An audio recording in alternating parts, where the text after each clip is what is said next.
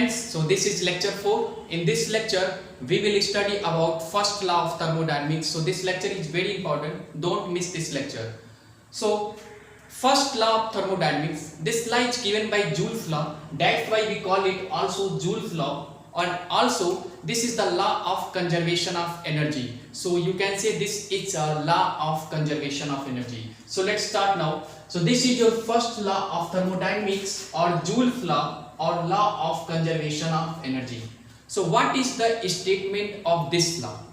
This law states for a closed system undergoing a cyclic process, net heat transferred is equal to net work transferred. And also this law is valid for all process, whether the process is reversible or irreversible or cyclic. So this law is valid for all process. So for a closed system cyclic process, net heat transferred is equal to net work transferred. So mathematically we will write like that: cyclic integral of del Q is equal to cyclic integral of del W. Let's understand through an example. I have taken an example. This is your heat engine. I have taken a heat engine reversible cycle, and this heat engine is taking 100 kilojoule of energy from this source. This is your thermal reservoir at a high temperature. You can say this is your temperature source and this is your temperature sink. This heat engine is taking 100 kilojoule of energy from this source and rejecting 60 kilojoule of energy to the sink, and 40 kilojoule of work is given by this system. You can say the work done by this heat engine is 40 kilojoule.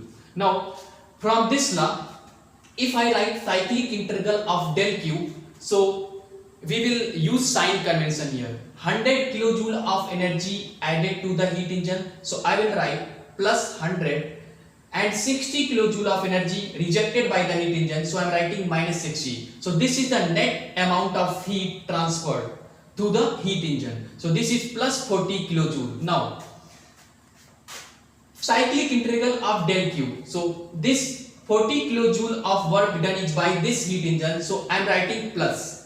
If work done is done by the system, we will take positive sign convention. This is plus 40 kilojoule. So hence proof cyclic integral of del Q is equal to cyclic integral of del W. So this is the law of conservation of energy, and this is the, according to the first law of thermodynamics, this equation is proved. Now what are the consequences of first law? There are 4 consequences of first law. The first consequence is heat transfer is a path function. You don't need to prove this statement, but for your understanding, I am proving here how the heat transfer is a path function. So here I am drawing a PV diagram, and system is going from 1 to 2 and 2 to 1, undergoing a cyclic process. System is going from 1 to 2 via path A and 2 to 1 via path B. And for this cycle, 1A to B1. Now system is going from 1 to 2 via path A and 2 to 1. I am changing the path and system is going via path C. So there are 2 cycles. First cycle 1A to B1 and 1A to C1. Here I am changing the path. 2 to 1 is going by via path B, and 2 to 1 it's going via path C. So if I use this equation, cyclic integral of del Q is equal to cyclic integral of del W. If I am using for this cycle 1A to B1, okay, so for 1A to B1, what will be the del Q, cyclic integral of del Q and cyclic integral of del W. So look here, from what is the net heat transfer for this cycle 1A to B1, so del Q 1A2 for this path plus del Q 2B1 for this path is equal to what is the net heat transfer for this cycle, so del Q 1A2 for this path and 2B1 for this path. So this is the equation 1 I am writing here. Now I am taking cycle 1A to C1. So for cycle 1A to C1, this equation, so how we will write same, similarly how the write equation 1, similarly I will write here del Q 1A2 for this path plus del Q 2C1 for this path is equal to del Q for 1A2 for this path and this path. So this is the equation second I am writing here. Now if I subtract the equation 2 from 1, so we will get, look here, Subtracting these two equations, we will get this term and this term will be cancelled. This term and this term cancel, and this term cancel. So we can write del Q2B1 minus del Q2C1 is equal to del W2B1 and plus del W2C1. So this is equation A, capital A I am writing here. So we know work is your path function. So this term and this term will not be equal. So directly we can say this term and this term are not equal. So del Q for 2B1 and del Q for 2C1 will not be equal. Look here, for part 2B1 and part 2C1. For part 2B1 and part 2C1, heat transfer will not be equal. So we can say heat transfer is your path function. So this statement is hence proved. Now second consequence, energy is a property. Look here. Here 2B1, if I transferring on right hand, if this term I am transferring on the left hand side, and this term I am transferring on the right hand side. So we will get, look here, del Q minus del W 2B1.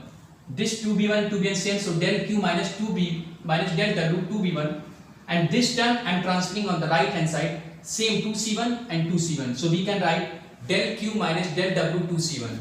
So look here, this term del Q minus del W, this term for this path 2B1, and del Q minus del W, this term, and total I am telling you this total term for this path 2C1 comes out the same.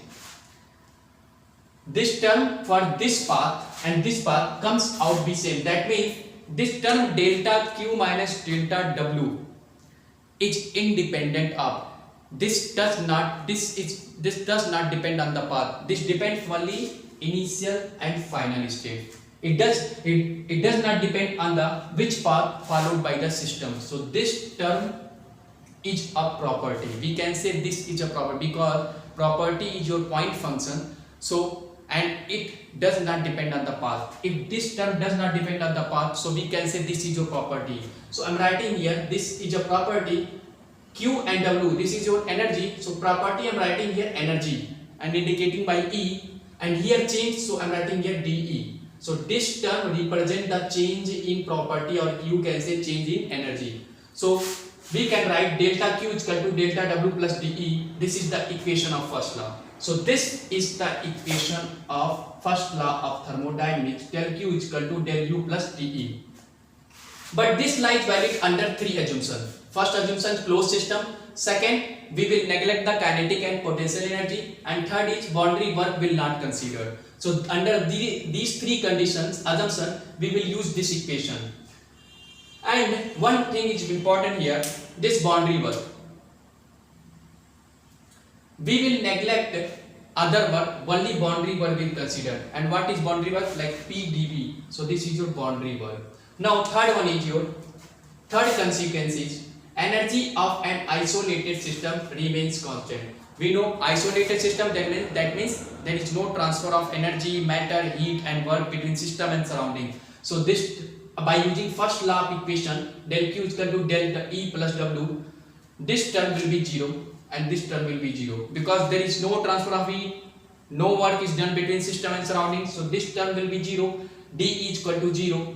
So E energy is constant. So universe is your perfect example of isolated system. Now fourth consequence is your perpetual motion machine of first kind is impossible. What does it mean by perpetual? Perpetual means continuous. The device which is giving continuous work without absorbing energy from outside. Look here, if this is your device and it giving continuous work without absorbing energy from outside, that is impossible. So that's why it's like a perpetual motion machine. This is perpetual motion machine. It's giving energy out, it's giving continuous work. Perpetual means continuous work without absorbing energy from outside. So this is impossible. So these are all four consequences of first law, and this is the equation of first law. This law is very important because we will use further chapter. Okay, so this is all about your first law of thermodynamics. So thank you so much for watching video. In next lecture we will study about heat in various process enthalpy and control value energy analysis. So thank you.